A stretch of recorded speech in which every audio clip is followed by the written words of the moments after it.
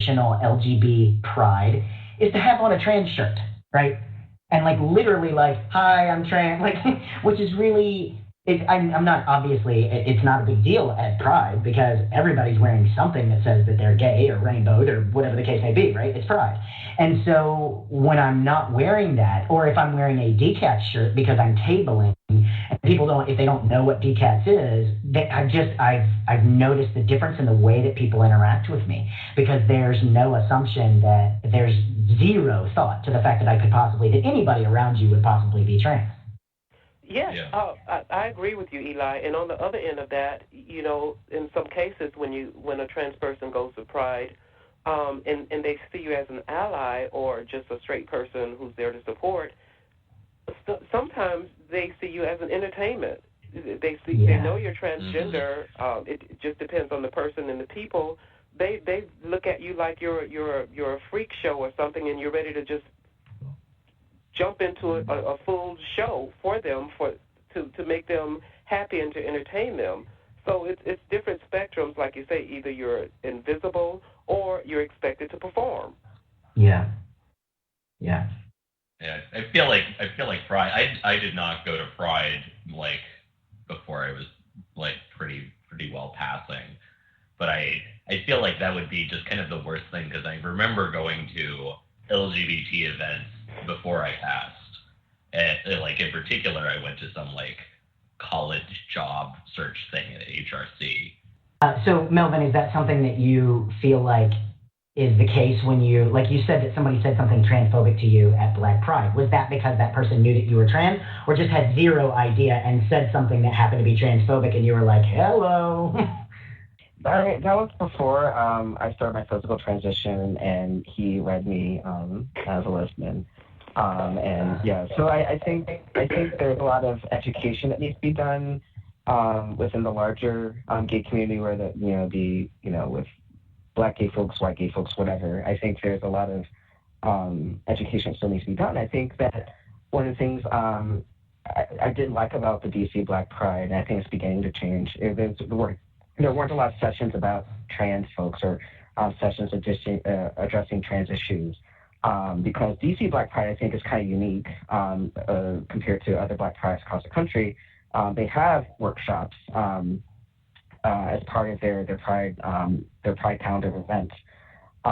So I think there's more education that needs to be needs to be done. Now, whether that needs to happen at Pride, I think Pride serves a different purpose. I think that it's not there to be an educational tool necessarily, but otherwise, I mean, if we don't have this education in our community, we're going to keep running against these same issues with, people going to these Pride events and encountering either just transphobia or people just seeing trans people's entertainment or whatever. I have a challenge with the education. I know that, some people need to be educated and aware of trans people, but in 2015, what person can say seriously that they don't know trans people, that they're not aware of trans people and what challenges trans people are facing on a daily basis? I mean, every other day fortunately, recently because of Caitlin and Laverne Cox and Janet Mock, there have been some pretty positive segments on trans people. So I don't understand why people still feel like they need to be educated about transgender people. It just doesn't make any sense to me. And to me, that's an excuse to remain ignorant and make ignorant comments. So absolutely. I guess that education, we need to educate people more about trans people. How much more education do they need? Well, I mean, how else are they going to? I guess in terms of just addressing or combating their ignorance in some way that's effective. I guess education is just one way we could do that, but I think that people don't know that they're ignorant. I think people don't know that the things they say are transphobic. I think that people don't know that, they say things are problematic. And I think that we can't get to a place where trans people are going to be centered in these types of events or going to find these events accessible unless we deal, unless that issue is dealt with. Now, whether that's definitely not on the trans community to take that responsibility on, but if I'm not going to go to a place where I'm not going to feel necessarily I'm going to be safe or affirmed. Right. And so they need to address that themselves. Yeah, and it's funny because I was just telling my wife, I think it was earlier today when we were talking about this very topic. I told her, and there are people out there like myself and other folks, like anybody that joins on this show, I feel like you're probably in at least a little bit of this boat where you kind of go, I will answer some questions if I feel comfortable, right? But not everybody feels that way. And one of the things that I said to my wife was, I was like, look, honey, if there is room left on my tombstone, if I go before you, feel free to slap on there, it is not the responsibility of the minority to educate the majority. And there are some people that feel like they can do it, and there are some people that can't. But what burns me is when people come to someone and expect, you have to answer my questions because how else will I know? Because you're walking around with a computer in your pocket. That's how you know. Get to know somebody before you ask me what's going on with everything about me and we just met, right? And I feel like if you are in a place where you want to educate, I think that's awesome. And I tend to put myself in that place. But there are some days where I'm like, I have spoken to 20 of yous, and while you say it's 2 questions, I've answered that question 300 times already, and I can't do it anymore. Not today. Can't sit next to crazy for right now, right?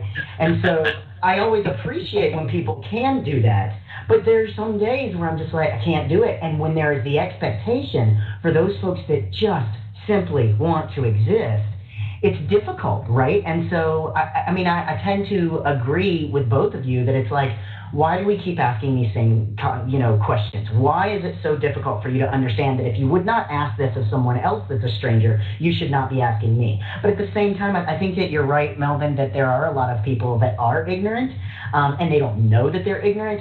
But I also think that some of those people are the same people that have not done any work introspectively to, they haven't done anything to try not to be ignorant, right? It's just like, I'm going to passively sit here and I need you to teach me.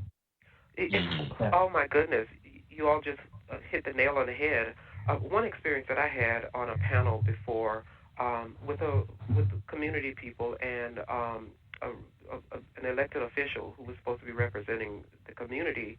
And I'm just sitting there talking about trans people, how we're human beings also, and if you remove the labels, we're the same, we bleed the same, and we want the same justice, equality, and we want to pursue happiness.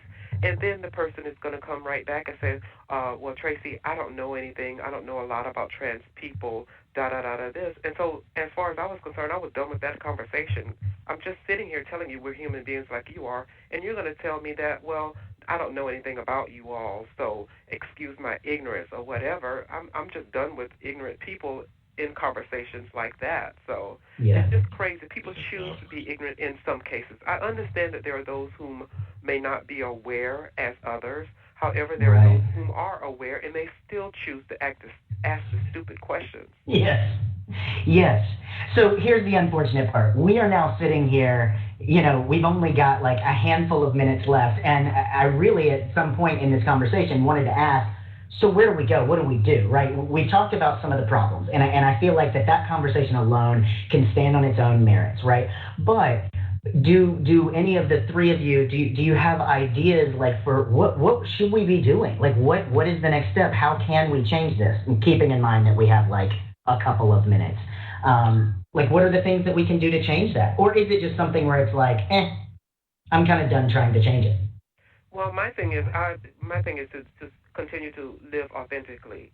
If people choose to be ignorant about trans people and our challenges and whatever, that's on them. It's not up to me. I mean, if you want to have an intelligent conversation, then yes, but don't be asking the same old questions over and over that have already been answered 1,000 times.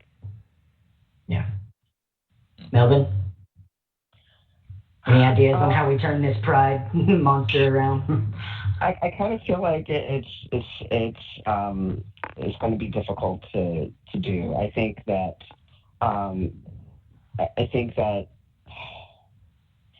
Eli, it's a very good question. I think that unless these pride organizations, I don't know if they realize that there's a whole chunk of the community that aren't coming to these events. Unless they realize that and they begin to examine why and examine what's wrong.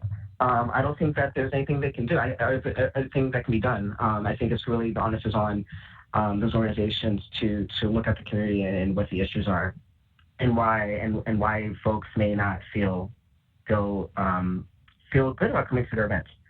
But I am perfectly happy continuing to either not go to Pride or only go to those events where I know I'm going to feel affirmed. Yeah. Alex? Well, yeah, like Melvin said, I think this is a huge thing. I guess I would say that the corporate Pride juggernaut is probably, like, the probability of us disassembling that is zero. So on that front, I guess I would feel sufficiently mollified if they made more space for smaller groups, if they made it more accessible for grassroots things. But at anything that large, like trans people, we are a tiny minority. And if you get a suitably large number of people, like you're going to feel that minorityness. Right. And it's kind of hard to control for that. It's going to be something as massive as Capital Pride. And so, making that more accessible to local groups would be great. But I think that, really, where you can feel yourself and not feel kind of like the crushing weight of that minorityness, are the smaller things. DC Trans Pride is great. Some of the things I've gone to in Baltimore are great.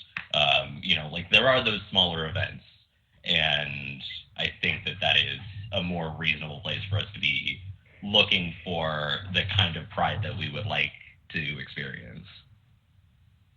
Well, I have to agree with all of you. I think that those events, those smaller, grassroots queer events that Melvin has talked about, that Alex, you're talking about, and I think that, Tracy, what you're saying is, it's just so on point. It's so on point, and like everything that we've talked about, in this last, almost hour. It's just we can have this conversation forever, and I love when folks are open and honest about this, because I feel like what ends up happening is a lot of times it's like, well, I mean, we're just happy we're included, and so I'm not really going to rock the boat. And also, by the way, I'm one out of 250,000 people here, so there's no point, right? So I think that there is a way that you either, if you decide you don't want a table at a large Pride event, take that money and do something elsewhere with it, if you even have that money, right?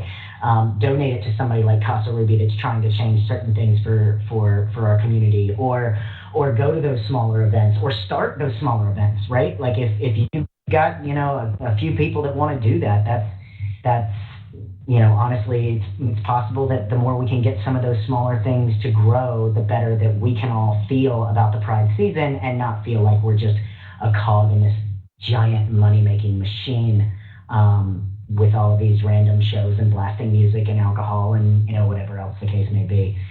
So, of course, we have now basically are probably over time at this point, but I want to know real quick from each one of you, if any of you want to plug anything, if you want to let us know what's next on your radar, like what kind of things are you getting into, what kind of stuff are you doing that you want our listeners to know about or support or anything like that. Now's the time. So, Melvin, if you want to kick it off, if you have any plugs or anything that you'd like to push.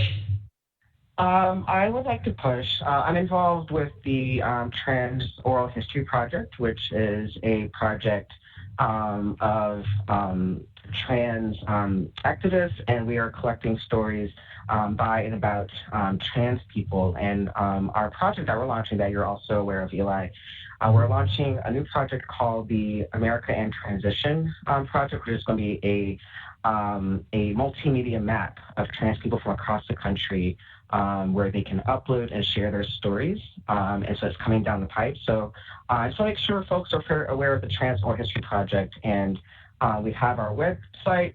I believe it's transoralhistoryproject.org. And that's my plug.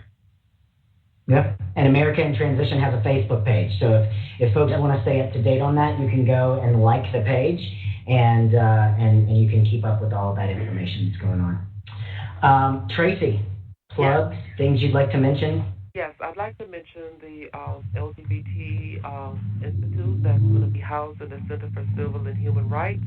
We're going to be gathering information on LGBT